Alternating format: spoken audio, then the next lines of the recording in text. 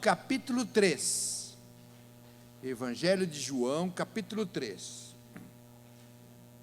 Dá uma olhada, vê se tem alguém perto de você que não está com a sua Bíblia. Aproxime perto desse alguém e dê uma carona na bênção. Dê uma carona na palavra. João 3, diz assim: havia entre os fariseus um homem chamado Nicodemos, um dos principais dos judeus.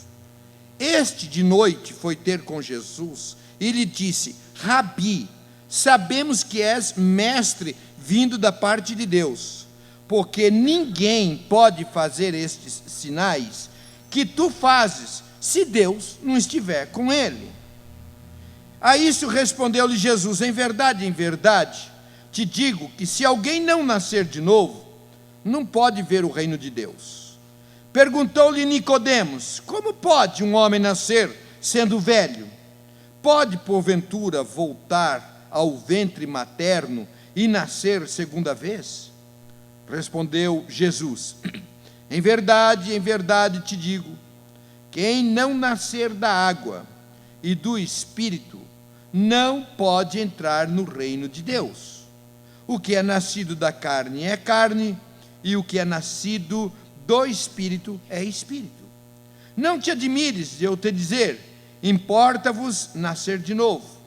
O vento sopra onde quer, ouve a sua voz, mas não sabes de onde vem, nem para onde vai. Assim é todo aquele que é nascido do Espírito. Então lhe perguntou Nicodemos: como pode acontecer isto? Acudiu Jesus: tu és mestre em Israel e não compreendes estas coisas? Em verdade te digo, que nós dizemos o que sabemos e testificamos o que temos visto. Contudo, não aceitais o nosso testemunho. Se tratando de coisas terrenas, não me credes, como crereis se vos falar das celestiais? Vamos orar? Querido Deus, queremos mais uma vez te pedir que tu aceites o louvor que dedicamos ao Senhor, os dízimos e as ofertas que trouxemos ao teu altar, as orações que já fizemos. Agora, Senhor, nós queremos te pedir em nome de Jesus, que a tua palavra seja derramada abundantemente sobre cada um de nós. Pai, viemos te louvar, mas viemos também em busca de alimento. E eu quero te pedir que tu nos alimentes na tua palavra.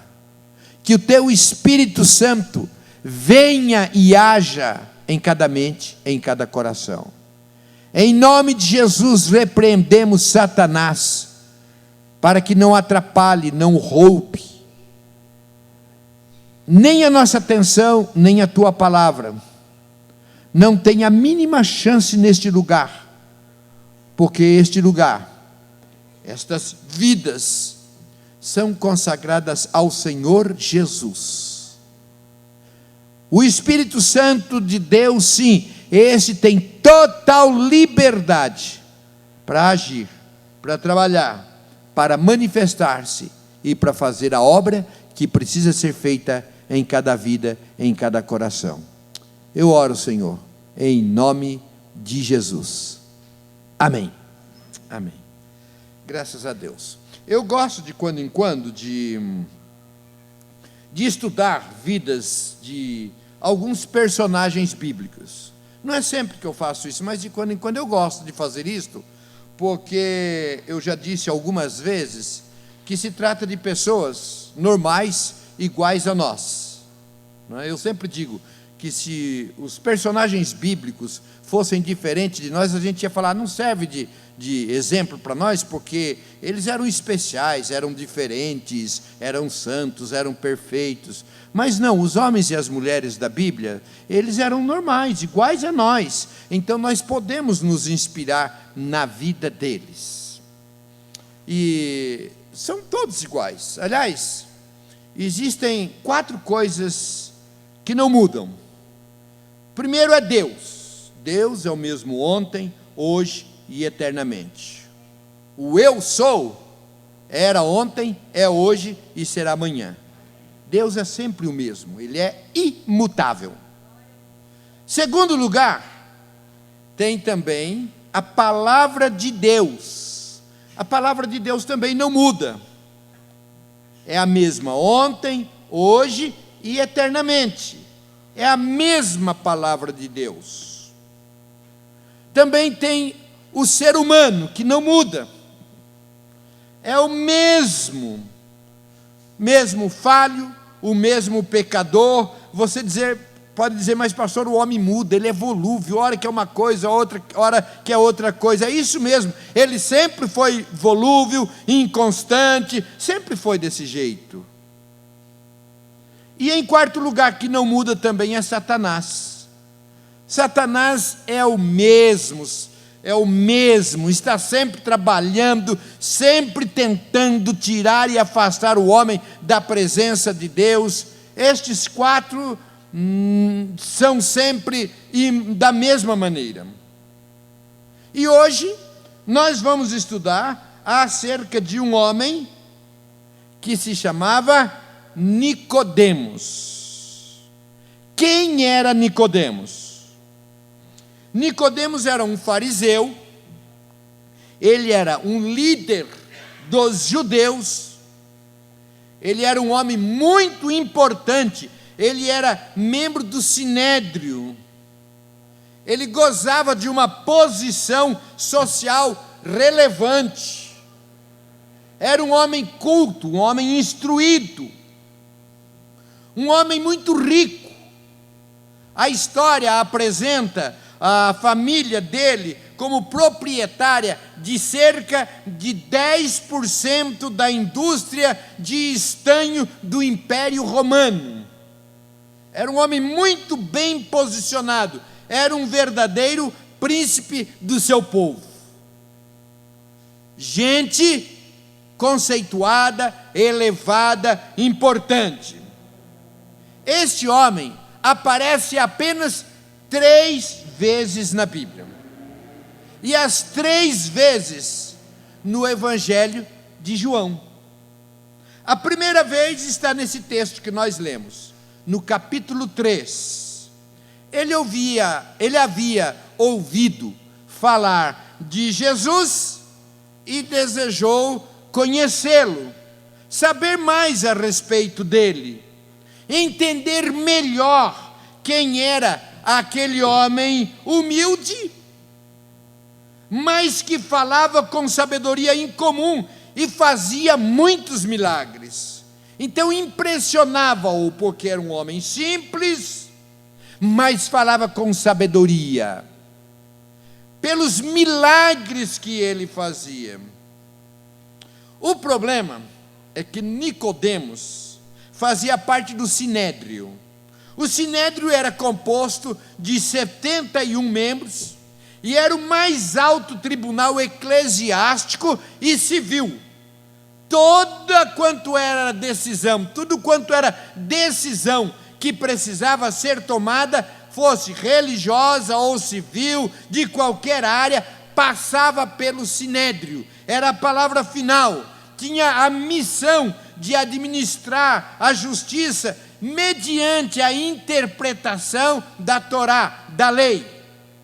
Então esses 71 homens eram extremamente importantes e autoridade de alta cúpula. Então ficava difícil para Nicodemos ir falar com Jesus, porque o que diriam?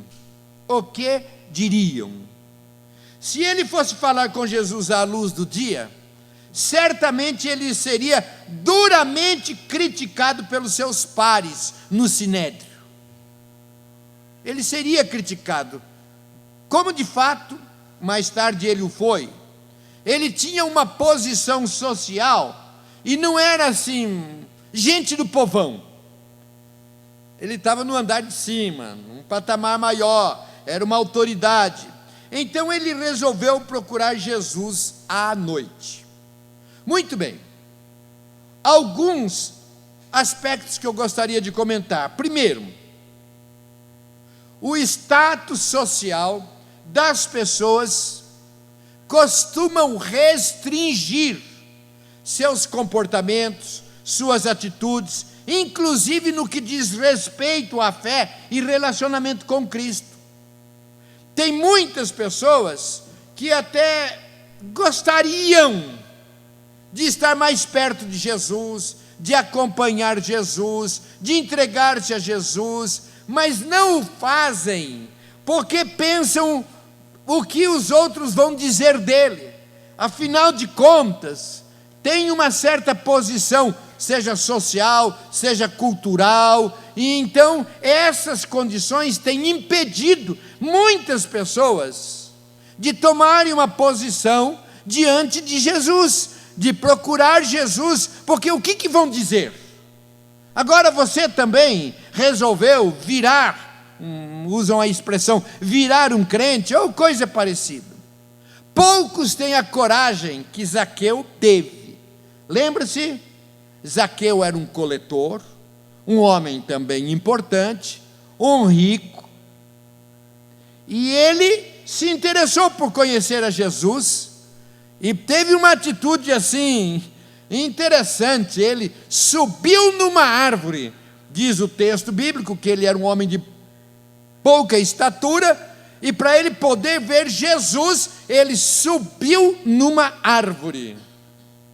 Subiu numa árvore. Eu creio que tenha sido vítima de chacota. Olha quem está em cima da árvore. Olha só quem está lá em cima da árvore. Essa árvore está dando uma fruta diferente. Não é? Eu creio que muitas pessoas tenham zombado mesmo dele. Mas ele teve coragem. Poucos, de uma condição social, cultural, conhecido, tem essa coragem. Então esse é o primeiro aspecto. O segundo aspecto é que, embora ele tenha sido muito criticado por procurar Jesus à noite, eu prefiro ver o lado positivo. Ou seja, ele foi procurar Jesus. Não interessa se foi de dia, se foi à tarde, se foi à noite, ou se foi de madrugada. Ele foi procurar Jesus. Às vezes a gente critica também e diz que muitos procuram Jesus só na hora da dificuldade, na hora do problema, na hora da enfermidade, na hora do desemprego, na hora da luta. Só procuram Jesus a hora que está precisando. Eu tenho comigo o seguinte: o importante é que procuram e procuram a pessoa certa. Procuram e procuram a pessoa certa. Então não interessa muito quando é que a pessoa procura Jesus, nem a hora que procura Jesus, mas o importante é que procurem a Jesus. João capítulo 6, versículo 37 diz assim: todo aquele que o Pai me dá, esse virá a mim, e o que vem a mim, de modo nenhum o lançarei fora. Então não há nada de errado, muito pelo contrário, a gente aproveitar os momentos que as pessoas estão fragilizadas para oferecer-lhe a grande e a maior de todas as ajudas, que vem de Jesus. Que vem de Jesus. Algumas pessoas têm dificuldade de procurar Jesus na hora da dificuldade. Eu me lembro que um homem muito conhecido aqui no Brasil, um homem muito rico, e ele passou por uma dificuldade muito grande. Ele foi sequestrado e quase foi morto, e uma luta, e depois que ele foi livre do cativeiro, alguém perguntou: escuta, você pediu a ajuda de Deus? Ele disse: não pedi a ajuda de Deus, porque quando eu estava numa boa, eu nunca precisei de Deus e nunca lhe pedi ajuda. Não ia ser agora que eu ia pedir ajuda de Deus, a hora que eu estou num aperto. Queridos, nós precisamos procurar a Jesus quando tudo está bem, mas nós devemos procurar Jesus também quando tudo não está bem. O importante é que nós procuremos a Jesus, e Jesus sempre nos recebe, nos aceita, nos atende. Aquele que vem a mim, de maneira alguma o lançarei fora. É interessante que Nicodemos chegou elogiando Jesus. No capítulo 3, versículo 2, diz assim: Rabi, bem sabemos que é mestre. Na realidade, ele estava dando ali uma de fariseu, de hipócrita. Por quê? Porque Jesus não tinha os títulos, Jesus não tinha feito os estudos, Jesus não tinha feito os preparos necessários para ser reconhecido como um rabi e um mestre. Não, ele não estava sendo nem hipócrita, nem fariseu, não. Ele sabia que, embora Jesus não tivesse feito todos aqueles estudos, ele era realmente o mestre dos mestres. E desde a sua infância, quando foi esquecido no templo, ele conversava e ele ensinava as autoridades eclesiásticas daquela época. Por que isto? Porque Jesus é Deus. Então ele está acima de tudo e de todos. E é interessante que ele chega, faz um elogio e conversa sobre os milagres. E Jesus dá-se um ar meio de desentendido. Não considerou muito o elogio, nem considerou essa questão de milagre. E no versículo 3 ele diz: olha, na verdade, uma coisa é certa. Eu te digo que aquele que não nascer de novo, não pode ver o reino de Deus. Que nós aprendemos isto, queridos? Que os homens procuram Jesus por causa dos milagres. Mas ele tem um milagre maior. E o maior de todos os milagres, é a nossa salvação. O maior de todos os milagres é a nossa conversão. O maior de todos os milagres é a transformação de vidas. Muitas vezes vêm pessoas nos procurar por algum tipo de problema, vamos dizer, venha por problema familiar, e vem ali e reclama e tal. Bom, então nós vamos fazer o seguinte: antes da gente tratar do seu assunto familiar, nós vamos tratar do seu assunto com Deus. Principalmente se é alguém que eu não tenho muito contato, que ainda não tem uma experiência com Jesus, eu penso, eu não sei se essa pessoa vai voltar para falar comigo. Então tem que ouvir do mais importante. E a minha primeira conversa, quando eu vou atender alguém que ainda não tem Jesus, é apresentar-lhe o plano da salvação. Eu oro por enfermidade, eu oro por cura, eu oro por libertação, eu oro por emprego, eu oro por restauração familiar, por tudo que as pessoas estão precisando. Mas o que é mais importante, é maior, o que mais uma pessoa precisa, é da salvação em Cristo Jesus. Então, Nicodemos vem, elogia Jesus, fala dos milagres, e ele muda de assunto, e ele vai no mais importante. Pense bem, o homem, Nicodemos aqui, ele era reconhecidamente um religioso, e Jesus disse que não é bem assim do jeito que você pensa, Nicodemos. Diz que ele precisaria nascer de novo, se quisesse entrar no reino de Deus. Isto mostra, queridos, que religião não coloca ninguém no reino de Deus. Religião não é a porta de entrada de ninguém para o céu. O frequentar a igreja, o ser batizado, crismado e sei lá, tantas outras coisas, não garantem a salvação. O frequentar a igreja todos os dias, todos os domingos, não garante a salvação. O ser dizimista não garante a salvação. A gente tem uma herança da questão da indulgência, ou seja, quando a pessoa está precisando de uma bênção, ela vai lá e dá uma oferta grande, ou quando ela está sendo muito, agindo em pecado. Aliás, eu sempre, nos primeiros passos da fé cristã, eu conto essa experiência de quando eu era jovem, que trabalhava no cartório. Um dia o dono do cartório chegou para mim e falou: Noidi, eu estou precisando ir na igreja levar uma oferta lá para o padre, uma oferta alta. Eu falei: por quê? Ele disse: porque eu tenho pecado muito, então eu preciso levar uma oferta lá para dar uma controlada. É a ideia que muitas vezes a gente tem. Isto é uma questão religiosa. O que nos coloca no céu, o que nos coloca no reino de Deus, o que nos coloca na presença de Deus é Jesus Cristo, que aqui João diz como o novo nascimento. Se não nascer de novo, pode deixar que ele fecha bem fechadinho lá. Agora a janela, vocês podem olhar para mim, que eu prefiro aqui, que eu estou abrindo, não a janela, mas as portas, né? Então ele fecha a janela e eu abro as portas, vamos lá.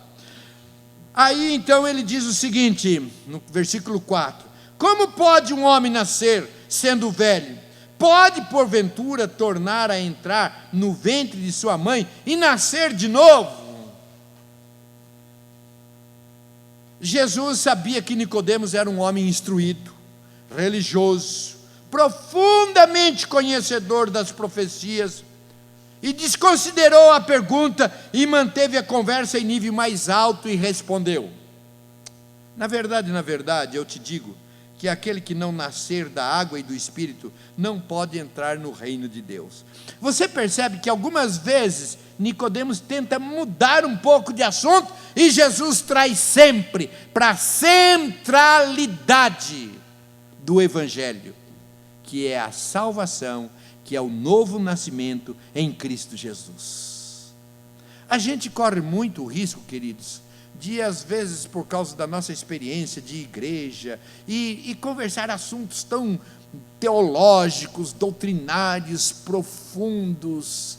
A nossa mensagem é uma mensagem cristocêntrica, é a mensagem de Jesus Cristo, é Cristo que transforma vidas, é Cristo que salva. Então a nossa pregação, devemos aprender aqui com Jesus e nos centralizar sempre naquilo que é o importante, naquilo que é o essencial, na salvação em Cristo Jesus. E ele fala aqui da água e do Espírito.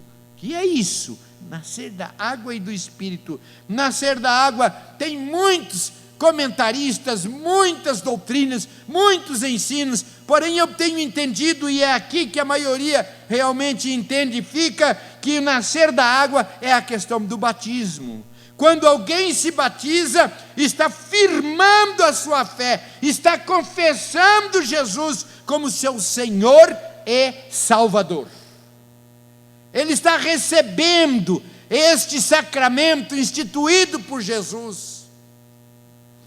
E o Espírito Santo é o Deus conosco todos os dias. Mais do que isso, é o Deus em nós. Jesus Cristo é o Deus conosco. O Espírito Santo é o Deus em nós, moldando o nosso caráter, transformando os nossos corações. E quem não nascer do Espírito não é servo de Deus.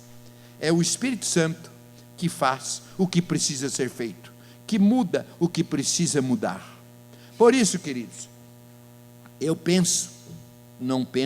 tenho certeza, porque a Bíblia diz assim: todo encontro real com Cristo, com o Espírito Santo, a mudança de vida, a transformação de vida.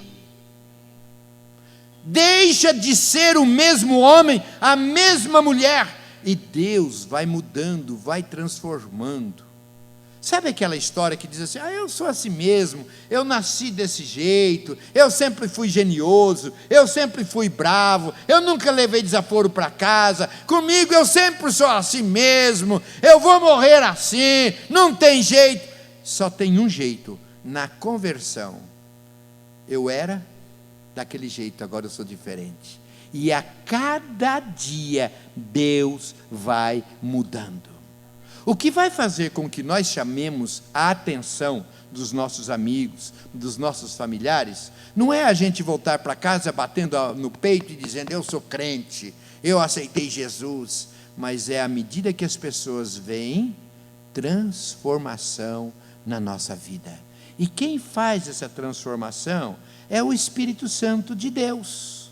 É o Espírito Santo de Deus. Ninguém muda ninguém, nem a gente mesmo, nem a outra pessoa. Quem faz a mudança que precisa ser feita é o Espírito Santo de Deus, se nós permitirmos, se nós desejarmos, se nós pedirmos. Se eu digo, não, está tudo bem assim, é assim mesmo, está bom, estou contente desse jeito, vá, não tem problema, é desse jeito mesmo, não é? Não vai haver mudança. Mas quando nós reconhecemos que há necessidade de mudança na nossa vida, e nós clamamos, o Espírito Santo age e trabalha na nossa vida. O batismo com água, ele pode até ser água mesmo. Ou seja, vai depender de quem é batizado, se é sincero ou não. Uma pessoa pode ser batizada, mas não ser convertida. Pode ser batizada e não ser convertida. E não é o batismo quem salva. Não no sentido de provocar discussão, mas apenas a título de informação. Aqui está uma diferença entre o batismo numa igreja evangélica e o batismo numa igreja católica. Para a teologia católica, a doutrina católica, o batismo tem poder salvífico, ou seja, a pessoa é salva quando ela é batizada. Tanto é que se nasce uma criança, e a criança é doentinha, então corre batizar essa criança, senão ela morre pagã, e então ela não vai para o céu. A teologia cristã, bíblica, é diferente. Nós não somos batizados para sermos salvos, mas porque somos salvos por Cristo Jesus, temos o direito de sermos batizados.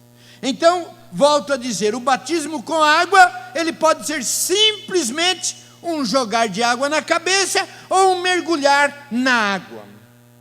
Depende do que está aqui dentro do coração. Já o Espírito Santo de Deus, este é o responsável por mudanças exteriores e mudanças interiores na nossa vida. O batismo não muda. O batismo é para aqueles que foram mudados, tirados das trevas para a luz. Agora, o Espírito Santo tem um trabalho constante e contínuo na nossa vida. Nós somos batizados com água uma vez, independente da forma, imersão, aspersão, é uma vez que nós somos batizados. Agora, o Espírito Santo, ele age, ele trabalha constantemente na nossa vida. Sempre tem algo que ele precisa trabalhar, realizar, mudar. Então nós precisamos nos abrir para o Espírito Santo, porque a conversão, ela concretiza-se no momento que eu recebo Jesus, mas a transformação de vida é uma constante. Sempre o Espírito Santo tem algo para realizar no nosso coração. E Jesus continuou ensinando aquele doutor da lei.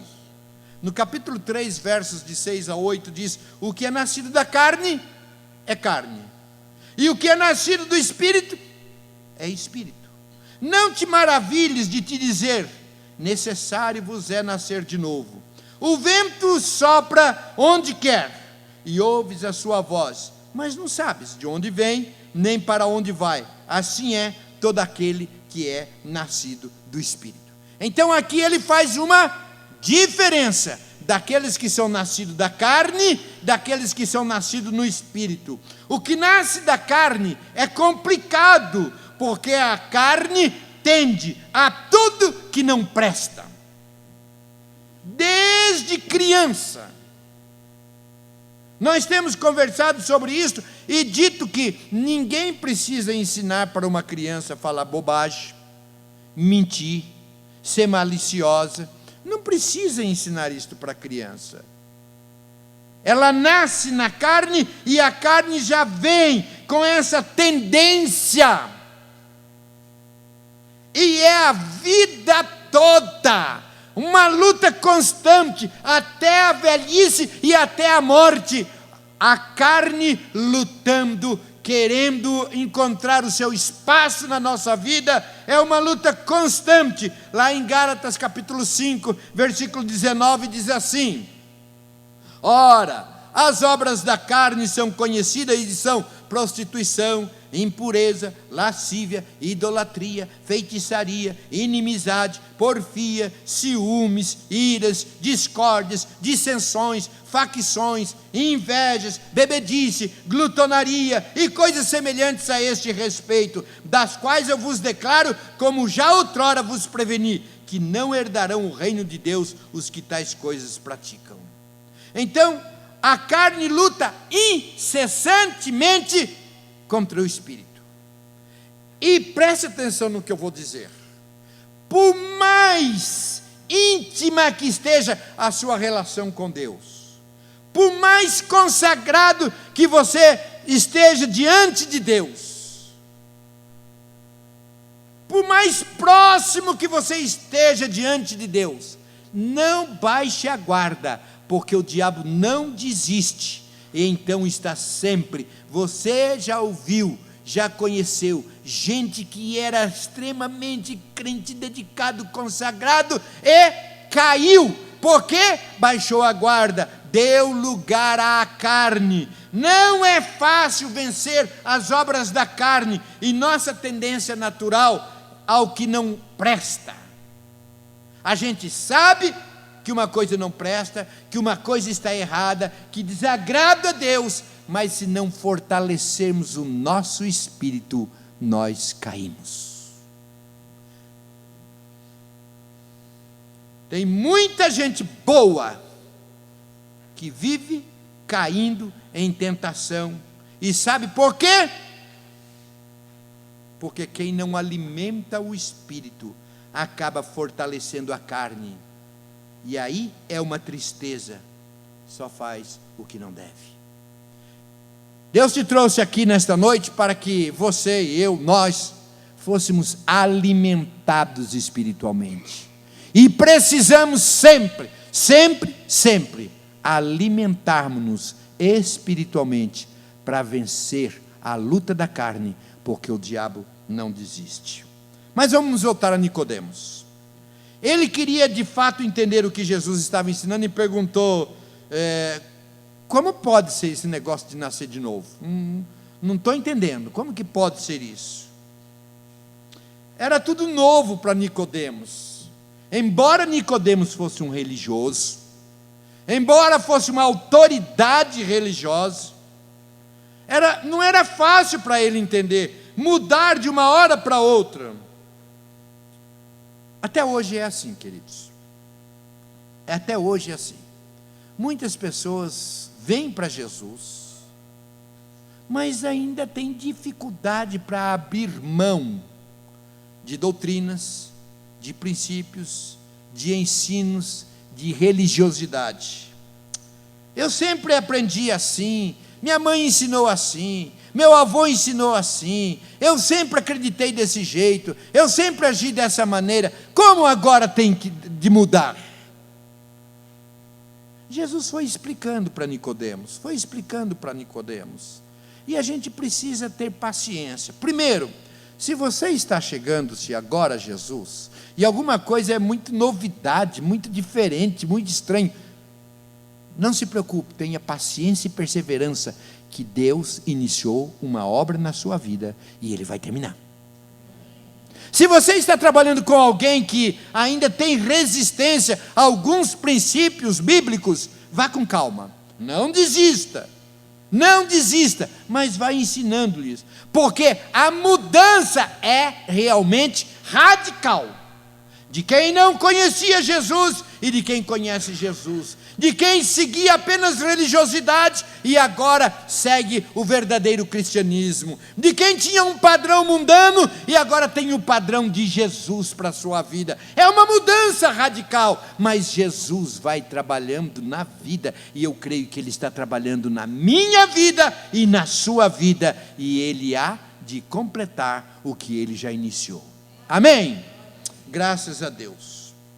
Vamos correr. Nicodemos, ele escuta atentamente o que Jesus dizia. Ele estava bebendo direto da fonte. E Jesus começou a estabelecer a sua verdade, a sua pregação, que são a base da mensagem da salvação. Esse texto de João, de Jesus para Nicodemos, narrado por João, é a base para todos nós. João, agora no capítulo 14, ele diz algo que nós precisamos entender, crer, aceitar, e ele diz assim: do modo por que Moisés levantou a serpente no deserto, assim importa que o Filho do Homem seja levantado. Ele estava dando, não era caldinho para Nicodemos, não. Ele estava dando substância, feijoada. Ele não tinha ainda nem entendido bem esse plano de Jesus, da vinda, da primeira vinda de Jesus. Jesus já vai falar direto para ele da morte. Para que todo aquele que nele crê, então ele vai ser levantado, para que todo aquele que nele crê tenha a vida eterna. Porque Deus amou o mundo de tal maneira que deu o seu Filho unigênito, para que todo aquele que nele crê não pereça, mas tenha vida eterna. Porquanto Deus enviou o seu Filho ao mundo, não para que julgasse o mundo, mas para que o mundo fosse salvo por ele. Quem nele crê não é julgado, o que não crê já está julgado, porquanto não crê no nome do unigênito Filho de Deus. E por fim Jesus completou, versículo 20: pois todo aquele que pratica o mal aborrece a luz, e não chega para a luz, a fim de não serem arguidas as suas obras. Quem pratica a verdade aproxima-se da luz, a fim de que as suas obras sejam manifestas, porque feitas em Deus. A partir daí não houve mais nenhuma contestação da parte de Nicodemos. Ele não falou mais nada. Ele foi embora em silêncio. E o que aconteceu com Nicodemos? Será que ele se converteu? Será que ele aceitou Cristo Jesus na sua vida? O que aconteceu? Porque aqui parou, ele foi embora, e o texto não diz nem sim, nem não. Ele ouviu, ficou calado e se retirou. A partir dali, passou um ano. Passou cerca de um ano, sem que Nicodemos se encontrasse com Jesus. A segunda menção de Nicodemos aconteceu no fim de uma festa, a festa dos tabernáculos, quando Jesus foi entregue ao sinédrio para ser julgado. Passou todo esse tempo e agora Jesus estava para ser julgado. No capítulo 7 é onde é a segunda menção de Nicodemos. Houve ali no capítulo 7, versos 43 e 44, houve uma grande discussão, uma dissensão entre o povo por causa de Jesus. E alguns daquelas autoridades queriam prendê-lo. E mandaram os guardas: vocês vão lá, prendam e tragam-no Jesus. Mas eles voltaram sem Jesus. E cadê Jesus? E os guardas responderam: não trouxemos não. Jamais alguém falou como esse homem. Jamais alguém falou como esse homem. Verso 47 diz: replicou-lhes, pois, os fariseus: será que também vocês foram enganados? Porventura vocês também creram nele, dentre as autoridades, ou alguns dos fariseus também estão crendo neles? Quanto a esta plebe que nada sabe da lei, é maldita. E é agora que nós vemos novamente Nicodemos e a postura de Nicodemos. No versículo 51, ele diz: acaso a nossa lei julga um homem sem primeiro ouvi-lo e saber o que ele fez? Ele sai agora em defesa a Jesus. Ele está no sinédrio, ele está perante as autoridades, e ele vai de uma forma agindo até aqui pela lei. E ele diz: olha, a gente vai julgar, é da lei julgar alguém sem ouvi-lo? sem que ele faça a defesa? Queridos, não desperdice a oportunidade de falar de Jesus. Às vezes a gente fala, e a pessoa sai, e a gente acha, perdi meu tempo. Essa pessoa não quer saber de nada, não está nem aí, e a gente fica triste. Lá na frente a gente vai ver o resultado. Porque aquele que vem a mim, de maneira alguma o lançarei fora. Lembram-se? Muito bem. Nicodemos inicialmente ficou confuso, mas ninguém que encontra Jesus, que tem um encontro com Jesus, permanece o mesmo. Primeiro encontro com Jesus, Nicodemos ficou baleado. Nicodemos foi mexido, saiu dali sem dizer nada. O que teria acontecido? Agora a gente já o vê defendendo Jesus, já o vê com mais ousadia, já o vê diante das autoridades. Mas ainda tem mais uma aparição de Nicodemos, no capítulo 19, no enterro de Jesus. Verso 38 do capítulo 19. Depois disso, José de Arimateia, que era discípulo de Jesus, ainda que ocultamente, pelo receio que tinha dos judeus, rogou a Pilatos que lhe permitisse tirar o corpo de Jesus. Pilatos lhe permitiu. Então foi José de Arimateia e retirou o corpo de Jesus. 39. E também Nicodemos, aquele que anteriormente viera ter com Jesus à noite, foi levando cerca de 100 libras de um composto de mirra e aloés. Tomaram, pois, o corpo de Jesus e o envolveram em lençóis, como com os aromas, como é de uso entre os judeus na preparação dos sepulcros. É interessante, queridos, que tanto na segunda menção de Nicodemos, como na terceira, diz o seguinte: Nicodemos, aquele que anteriormente viera ter com Jesus à noite. Do primeiro encontro ninguém esquece. Do primeiro encontro ninguém esquece. Todas as vezes é repetido: aquele que foi encontrar-se com Jesus à noite. Sabe, queridos, uma coisa que nós precisamos ter sempre em mente é o nosso encontro com Jesus. Como foi o nosso encontro com Jesus? Eu muitas vezes pergunto para as pessoas: como foi a sua experiência de conversão? Como foi a sua experiência de encontro com Jesus? Isso nós precisamos sempre nos lembrar, trazer à mente, inclusive quem foi que te apresentou Jesus, quem foi que te falou de Jesus. Isso é muito importante que nós estejamos sempre trazendo à nossa memória, a nossa experiência com Jesus, como que nós somos encontrados por Jesus, como que nós nos encontramos com Ele, como foi essa nossa experiência com Jesus. Nós precisamos ter isto sempre em mente. Só que Nicodemos teve um encontro, e ele não parou ali. Depois de um tempo, ele teve um segundo encontro, se posicionou, e depois teve um terceiro encontro, e este foi radical. Ele posicionou-se diante das autoridades e diante do povo.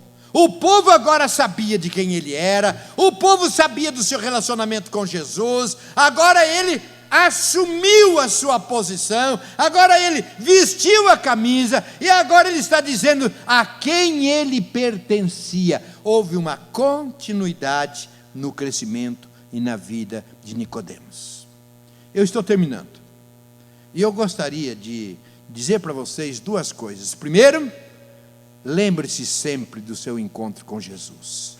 Segundo, continue crescendo, continue crescendo. Continue se posicionando, continue manifestando-se.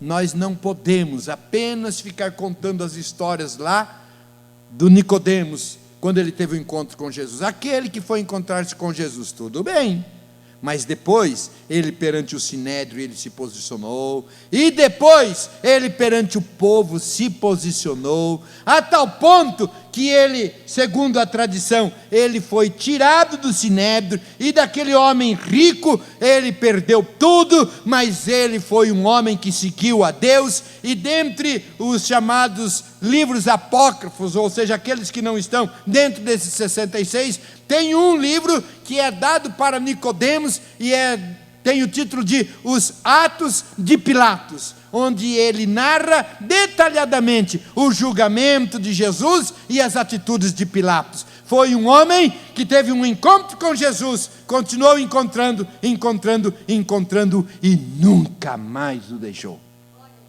Que Deus abençoe a sua vida, queridos. Que Deus abençoe a sua vida, que tenha mesmo este encontro. Não seja meramente um religioso.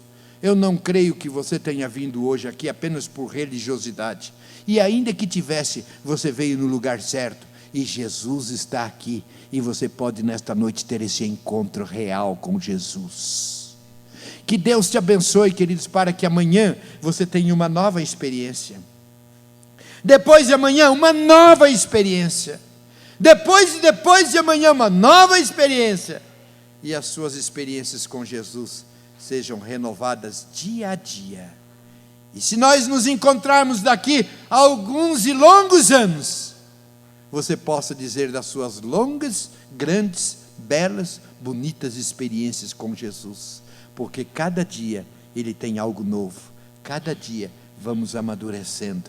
Nunca podemos viver daquela noite que fomos ter às escondidas com Jesus, mas o dia raiou, o dia brilhou, e a cada dia é um novo dia, uma nova experiência. Deus quer te dar uma nova experiência, um novo convívio, algo novo que ao sair daqui você diga: esta noite marcou, esta noite foi importante. Eu tive já aquele encontro, mas hoje eu tive novamente um reencontro, algo especial aconteceu na minha vida, porque cada dia há algo especial que o Senhor Jesus tem separado para você, em nome de Jesus. Eu quero terminar orando por você. Se você quer ser essa pessoa que cresce,